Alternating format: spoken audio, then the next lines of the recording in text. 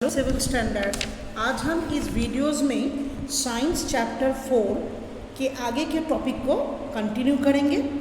ठीक है, क्योंकि पिछले चैप्टर्स में मैंने आप लोगों को हीट टेम्परेचर के थर्मोमीटर के बारे में समझाया था। दो तरह के थर्मोमीटर होता है, clinical thermometer and laboratory thermometer. आज हम इस वीडियोज़ में लैबोरेटरी थर्मोमीटर से अपना टॉपिक शुरू करेंगे।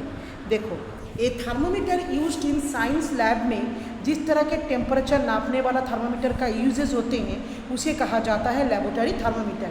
देखिए, लैबोरेटरी थर्मोमीटर एक्चुअल क्या होता है, क्लिनिकल थर्मोमीटर के जैसा ही होता है।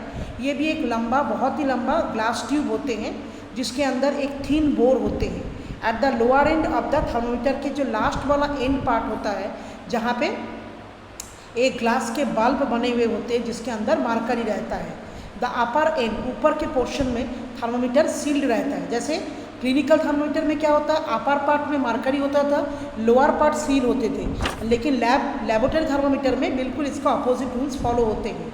द थर्मोमीटर के अंदर वेरी फाइन कैपिलरी ट्यूब होते हैं inside the glass tube. The whole glass tube के अंदर मार्किंग होता है 0 डिग्री सेल्सियस से, मतलब इसके अंदर थर्मोमीटर के अंदर जो मार्किंग रहता है वो -10 डिग्री सेल्सियस से लेके 110 डिग्री सेल्सियस तक।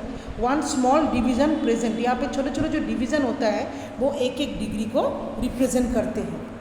अब हम नेक्स्ट पेज में देखेंगे precautions to be taken while using a laboratory thermometer को जब हम यूज़ करेंगे तो हमें क्या सावधानी बरतनी पड़ेगी। अच्छा, हर समय क्या होता है, हर टाइम हमें laboratory thermometer should be kept upright not tilted, सीधा करके पकड़ना होता है, कभी भी झुकाना नहीं है। Bulb should be surrounded from all the side of the substances, मतलब जिस सब्सटेंसेस को आपको टेम्परेचर रिकॉर्ड करना है बल्ब वाला पोर्शन उस सब्सटेंसेस के अंदर होना चाहिए। Also it should not touch the bottom part, से हम कभी भी इसको टच नहीं करेंगे, और the surface of the container के सरफेस पार्ट को भी टच नहीं करेंगे। अच्छा, मैक्सिमम एंड मिनिमम टेम्परेचर, एक स्पेशल, ये एक लैबोरेटरी थर्मोमीटर जो होता है वो एक स्पेशल किस्म के थर्मोमीटर होते हैं जिसके अंदर ऑटोमेटिक टेम्परेचर के मैक्सिमम और मिनिमम टेम्परेचर के रिकॉर्ड होते हैं। अब हम इस चैप्टर में डिस्कस करेंगे हीट, यानी कि तापमान किस तरह से एक जगह से दूसरी जगह में फ्लो करता है, यानी कि ट्रांसफ़र करते हैं। अच्छा, जब भी हम किसी बर्नर को, मतलब किसी बर्नर के ऊपर, मतलब अपने गैस जलाया, मानो कोई बर्तन को उसके ऊपर रखा, थोड़ी देर बाद अगर हम छूते हैं तो वो बर्तन जो है, यूटेंसिल गर्म हो जाते हैं। इट इज़ बिकॉज, ये इसलिए होता है क्योंकि हीट जो है फ्लेम से निकल के वो ट्रांसफ़र हो रहा है कहाँ पे, उस कोल्ड यूटेंसिल के अंदर। When A hot utensil is removed from the flame of the gas burner, अगर हम उस गर्म हुए कढ़ाई को या उस बावल को निकल के थोड़ी देर बाहर रख देते तो वो धीरे धीरे ठंडा हो जाता है। ये किस लिए वो होता है, ये heat is transfer from the hot utensil, यानी कि गर्म यूटेंसिल से टेम्परेचर जो है बाहर के सराउंडिंग में ट्रांसफ़र होते हैं।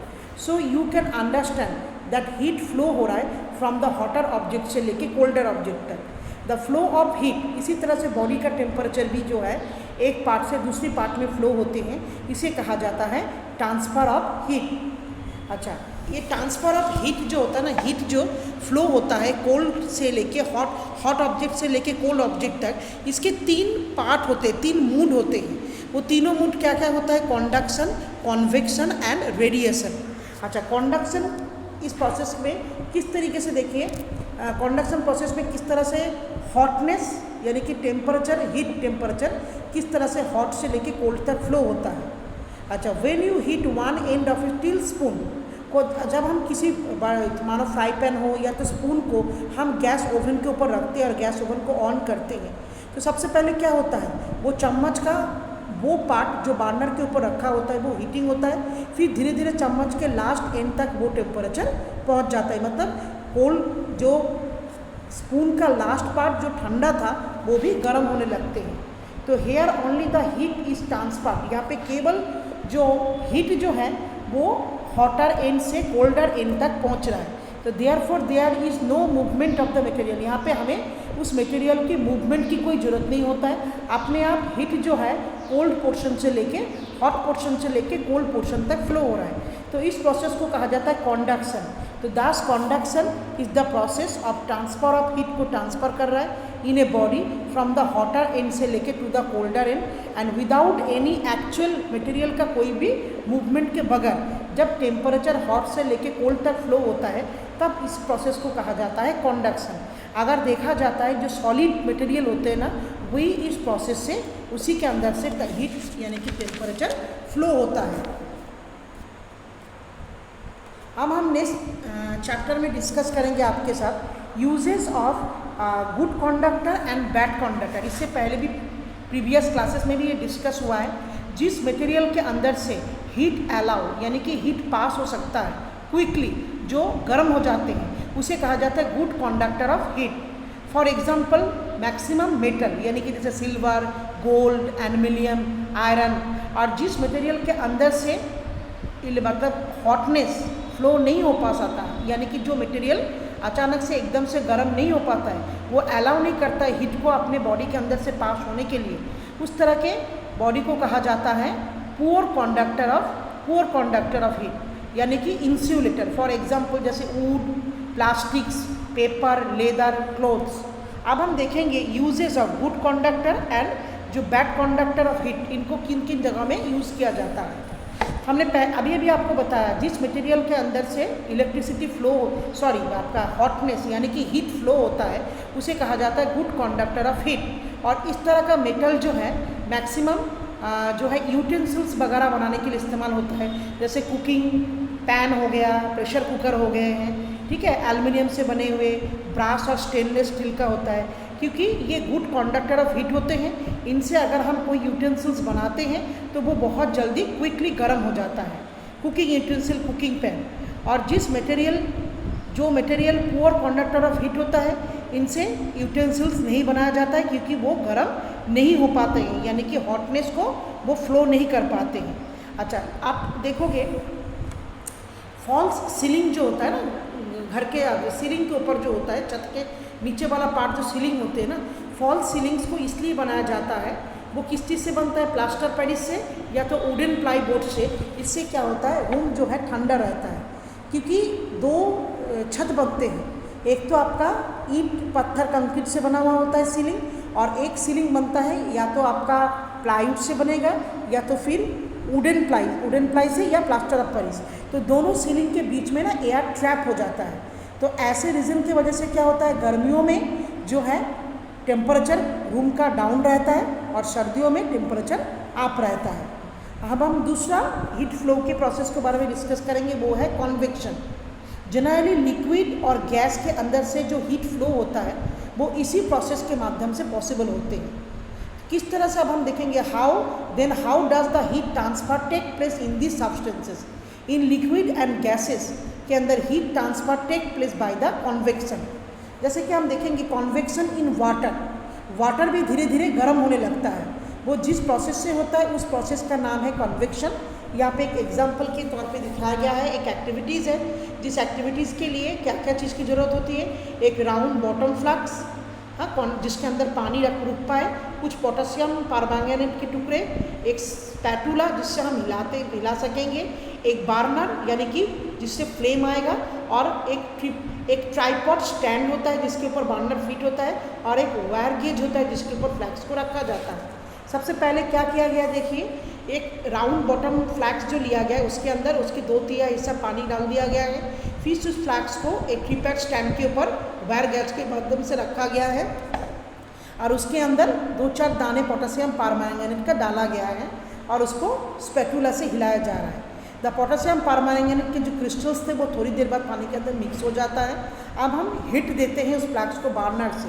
अब आप पिक्चर्स में देखिए, इसमें है ये डायग्राम में, देखिए किस तरीके से यूजेज हो रहा है। ऑब्जर्वेशंस ऑफ द एक्सप्लेनेशन का ऑब्जर्वेशन देखेंगे। हमें ऑब्जर्वेशन में क्या दिखाई दे रहा है, वाटर हीटेड हो रहा है। वाटर का जो पार्ट बिल्कुल जो फ्लेम के पास है वो पार्ट पहले धीरे धीरे करके गर्म हो जाने के बाद वो धीरे धीरे ऊपर की तरफ चले जाते हैं। कहाँ पे ना, फ्लास्क के जो दोनों साइड पोर्शन है ना, उस तरफ वो पहुँचते हैं, और वहाँ के जो ठंडा पानी होता है धीरे धीरे उस गर्म पानी के जगह को घेरने के लिए नीचे आ जाते हैं। The cold water present on the surface move downward by the side of the flask के साइड से, दोनों साइड से नीचे पहुँचते हैं। फिर वो पानी जब हॉट हो जाता है फिर राइजिंग होके वो ऊपर की तरफ चले जाते हैं। मतलब इस प्रक्रिया से एंटायर मतलब होल वाटर धीरे धीरे गर्म हो जाते हैं, इस प्रोसेस को कहा जाता है कॉन्वेक्शन। अच्छा, यहाँ पे देखेंगे the process of transfer of heat in a liquid और गैस, जिस प्रोसेस से हीट एक लिक्विड और गैस के अंदर से ट्रांसफ़र होता है उस प्रोसेस को कहा जाता है कॉन्वेक्शन। एक्चुअल क्या होता है, इनके अंदर से हीट इसलिए ट्रांसफ़र हो पाते, इनके मॉलिक्यूल्स काफ़ी लूज होते हैं and quite free to move, और जल्दी से मूव करने लगते हैं। Convection does not take place, ये सॉलिड चीज़ों में इस प्रोसेस से किसी हम सॉलिड वस्तु को हीट नहीं कर पाते। कॉन्वेक्शन इन एयर भी एक बहुत पुअर कंडक्टर ऑफ हीट होते हैं। The air near the sources of heat के नियर वाला एयर जो होता है वो गर्म होने के बाद हॉट एयर ऊपर की तरफ चले जाते हैं, और ऊपर की ठंडी जगह, आसपास की जो ठंडी हवा होती है उस हॉट एयर की जगह को घेरने के लिए नीचे हो जाते हैं, फिर वहाँ के हवा गर्म होकर फिर ऊपर जाते हैं। इस तरह से इस प्रोसेस से टोटल एयर जो है हॉट हो जाते हैं, गर्म हो जाते हैं। अच्छा, अब हम देखेंगे, डिस्कस करेंगे सी ब्रीज और लैंड ब्रीज। इसी प्रोसेस के ऊपर, सिस्टम्स के ऊपर सी ब्रीज और लैंड ब्रीज कैसे होता है।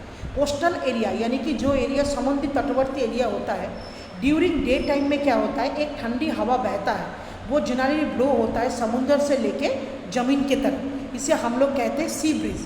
और रात में एक ठंडी हवा बहता है, वो लैंड से लेके बहता है समुद्र की तरफ। एक्चुअल सी ब्रीज क्या होता है, दिन में सूरज के धूप के वजह से लैंड जो है हीट को जल्दी से एब्जॉर्ब करके गर्म हो जाता है, और लैंड के ऊपर का जो नियर एयर होता है वो गर्म होके ऊपर चले जाते हैं, और वहाँ पे जो एक खाली स्पेस क्रिएट होता है, उस स्पेस में उस जगह को दखल मतलब घेरने के लिए कौन आता है, समुंदर का पानी तभी भी उस हिसाब से गर्म नहीं होता है, इसीलिए सी के नियर का जो एयर होता है वो कोल्ड होता है, फिर वो उस जगह को घेरने के लिए समुंदर की तरफ से ठंडी हवा जो है लैंड की तरफ बहते हैं। तो इस तरह की जो ठंडी हवा बहते हैं उसे हम लोग क्या कहते हैं, सी ब्रीज।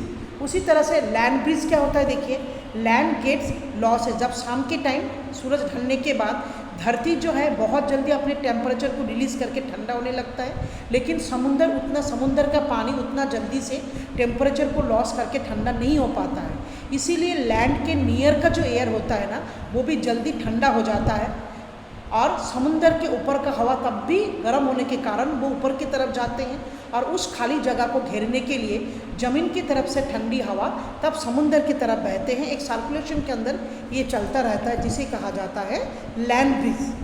अब हम तीसरे हीट ट्रांसफ़र के प्रोसेस के बारे में डिस्कस करेंगे, वो होता है रेडिएशन। जब हम धूप में बाहर निकलते हैं थोड़ी देर बाद हमें गर्म महसूस होता है, और कई बार तो हम लोग अपने आप को छूकर भी देखते हैं तो हमारा बॉडी गर्म हो जाता है। तो इसका मतलब सूरज की रोशनी से जो हीट आया वो हमारे बॉडी में पहुंचा, हमारे बॉडी को हॉट महसूस कराते हैं। तो the sun is very far, लेकिन सोचने वाली बात है सूरज हमसे बहुत दूर है और हमारे और सूरज के बीच में कोई मीडियम नहीं है। कॉन्वेक्शन प्रोसेस में जब हीट ट्रांसफ़र होता है तो उसको मीडियम की ज़रूरत होती है, चाहे वो लिक्विड मीडियम हो और गैसियस मीडियम। लेकिन रेडिएशन प्रोसेस में जब हीट ट्रांसफ़र होता है तब उसको कोई मीडियम का ज़रूरत नहीं पड़ता है। Now because this process require medium. अच्छा, we measure heat from the sun. तो सन से जिस प्रोसेस से धरती में तब मतलब सन की रोशनी से धरती में जब सारे ऑब्जेक्ट गर्म हो जाते हैं वो इसी प्रोसेस से होते हैं। The heat from the sun reaches us, हम तक पहुँचते हैं ट्रैवलिंग थ्रू ए वैक्यूम। हम दोनों के बीच में वैक्यूम रहता है खाली जगह में। तो रेडिएशन वो mode of transfer of heat होता है जो हॉट ऑब्जेक्ट से लेके कोल्ड ऑब्जेक्ट तक पहुंचते हैं, लेकिन उसको किसी मीडियम की ज़रूरत नहीं होती। अच्छा, when we sit near front of a heater, जब हम सर्दियों में हीटर के पास बैठते हैं तब भी थोड़ी देर बाद हमें गर्म महसूस होता है। यहाँ पर भी हीट जो है रेडिएशन प्रोसेस से एक जगह से दूसरी जगह में फैलते हैं। तो रेडिएशन सबसे fastest mode of transfer of heat होता है। ये कॉन्वेक्शन और कंडक्शन से भी कई गुना ज़्यादा जल्दी से हीट फैलते हैं। एक्चुअल क्या होता है, जब रोशनी गिरते हैं तो हमारा बॉडी कुछ हद तक उस रोशनी को एब्जॉर्ब करते हैं और कुछ हद तक रोशनी जो हमारे बॉडी से रिफ्लेक्ट होके निकल जाते हैं। तो जो पार्ट हमारा बॉडी सूरज के रोशनी का जो पार्ट एब्जॉर्ब करते हैं और कुछ पार्ट हमारे बॉडी में वो ट्रांसमिटेड होते हैं और रिमेनिंग पार्ट रिफ्लेक्टेड बैक हो जाते हैं। तो जो पार्ट बॉडी में एब्जॉर्ब होता है उसी के वजह से बॉडी का टेम्परेचर इंक्रीज़ होते हैं। तो ये टेम्परेचर इंक्रीज़ दो चीज़ों के ऊपर डिपेंडेबल होते हैं। The nature of the surface का नेचर कैसा है और कलर ऑफ द ऑब्जेक्ट। तो इसीलिए हम लोग गर्मियों में हमेशा लाइट कलर कपड़े पहनते हैं और सर्दियों में हम लोग हमेशा डार्क कलर के कपड़े पहनना पसंद करते हैं, क्योंकि डार्क कलर का कपड़ा पहनने से शरीर गर्म रहता है। अच्छा, यहाँ पे हम देखेंगे इस चैप्टर्स में, यहाँ पे हम ऐसा क्यों करते हैं, इसका प्रिंसिपल लॉजिक क्या है। जब हम वाइट और लाइट कलर के क्लॉथ पहनते हैं गर्मियों में, क्योंकि वाइट और लाइट कलर क्लॉथ जो है बॉडी से टेम्परेचर को बहुत कम एब्जॉर्ब करते हैं और reflect most of the heat जो एब्जॉर्ब होता है वो रिफ्लेक्ट हो जाता है। इसी की वजह से बॉडी के अंदर ठंडक महसूस रहता है। और डार्क कलर कपड़ा क्या करते हैं, ये मैक्सिमम हीट को एब्जॉर्ब करते हैं, जो हीट हमारे बॉडी में ट्रांसमिटेड होते हैं और हमारा बॉडी का टेम्परेचर बढ़ते हैं।